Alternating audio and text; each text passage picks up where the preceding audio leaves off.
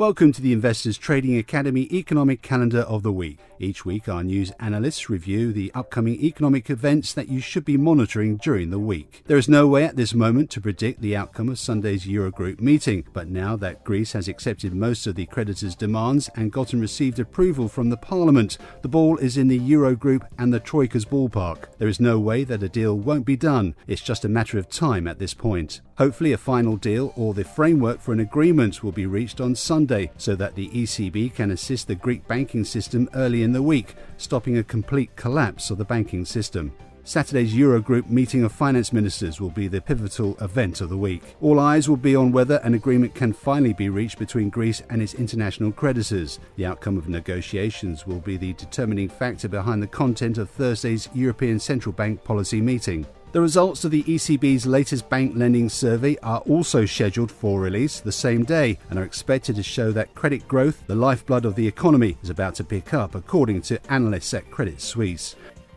The latest consumer price inflation and employment figures in the UK are also due out on Tuesday and Wednesday respectively. Investors will be closely watching to see if regular pay growth continued to improve in the quarter to May. In the US, the Federal Reserve Bank of Philadelphia will release its regional manufacturing sector gauge known as the Philly Fed Index on Thursday. The University of Michigan's preliminary reading on consumer confidence for July also has the potential to move markets. The beige book due out on Wednesday is also likely to make for an interesting read ahead of the next FOMC meeting. On Wednesday, all eyes will be on Janet Yellen's testimony on monetary policy before US lawmakers. She will testify before the Senate Banking Committee and the US Congress over 2 days.